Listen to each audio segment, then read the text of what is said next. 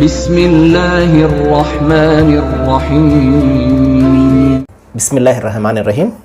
మిత్రులారా, మనిషిలో ఉండే రకరకాలైనటువంటి విషయాలు దానికి ఆపాదించేస్తూ ఉంటాడు.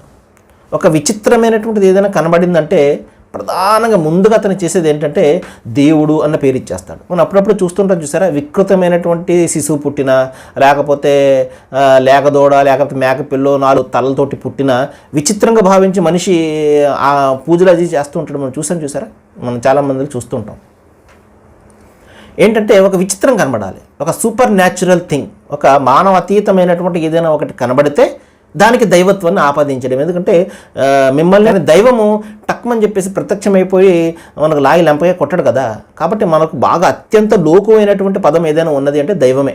అందుకనే దాన్ని ఆపాదించేస్తూ ఉంటాం మనం, ఆ దేవుడు దైవము అని చెప్పేసి. సోదర మహాశయులారా, అందులో ఒకటి ఏంటంటే క్రీస్తు యేసు ఆయన పుట్టినటువంటి పుట్టుక, తండ్రి లేకుండా పుట్టడం అనే ఆ అద్భుతమైనటువంటి పుట్టుకతో చాలామంది ఆయనకు దైవత్వాన్ని ఆపాదించడం జరిగింది. సోదర మహాశయులారా, దైవము దాన్ని ఖండించి అంతిమ దైవగ్రంథం ఖురాన్లో ఏం చెప్తున్నాడు అంటే, అల్లాహ్ దృష్టిలో ఈసా అంటే యేసు, ఈసా పుట్టుక ఆదం పుట్టుక వంటిది. ఆదం అంటే మొట్టమొదటి మానవుడైనటువంటి ఆదం.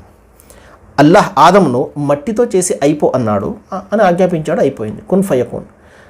ఎందుకంటే తండ్రి లేకుండా పుట్టినప్పుడు దైవత్వాన్ని ఆపాదించేదైతే, తల్లి తండ్రి కూడా లేకుండా పుట్టినటువంటి ఆదంకు ఆ మాట ఆపాదించాలి కదా. ఎందుకంటే క్రీస్తు యేసుకు తల్లైన ఉన్నారు, ఆదంకు తల్లి కూడా లేదే, తల్లి తండ్రి లేనటువంటిది. కాబట్టి అది గొప్పతనము, అది ఎవరిది అంటే పుట్టించినటువంటి వాందా పుట్టేవానిదా ఒకసారి ఆలోచన చేయాలి. ఆయన తలిస్తే తల్లి తండ్రి లేకుండా పుట్టించాడు, గాల్లో పుట్టిస్తాడు, ఆయన రాళ్ల నుండి పుట్టిస్తాడు. అబ్రహాం అనే ప్రవక్త అది చెప్తారు బైబిల్ గ్రంథంలో, ఈ రాళ్ల నుండి దైవం పిల్లలను పుట్టించే శక్తి గలవాడు అని చెప్పేసి. కాబట్టి ఆ శక్తి సామర్థ్యాలు, ఘనత, పొగడ్తలు అది ఆయనకు సంబంధించినవి కదా, పుట్టినటువంటి వారికి కారు కదా. దైవము తన శక్తికి నిదర్శనంగా కొన్ని అద్భుతాలు చేస్తాడు. అందులో ఒక అద్భుతం ఏంటంటే క్రీస్తు యేసు తండ్రి లేకుండా పుట్టడం అనేది. దీన్ని చాలామంది యూదులు దీనిని విశ్వసించలేదు, నమ్మలేదు. తండ్రి లేకుండా ఎలా పుడతాడు, సైన్స్కి విరుద్ధమని, ఆమె తల్లి తప్పు చేసిందని రకరకాలైనటువంటి నిందలు కూడా వేశారు. ఆ నిందలను ఖురాన్ ఖండించింది. లేదు, ఆయన తల్లి పరిశుద్ధురాలు, అది దైవం యొక్క అద్భుతమైనటువంటి శక్తితోటి ఆయన పుట్టుక జరిగిందని చెప్పేసి ఈ రోజున ప్రతి ముస్లిం కూడా క్రీస్తు యేసుకు అద్భుతమైనటువంటి పుట్టుకను సాక్ష్యం ఇస్తాడు, అది సత్యం అని చెప్పేసి. వాకిరు దావానా అనిల్ హమ్దులిల్లాహి.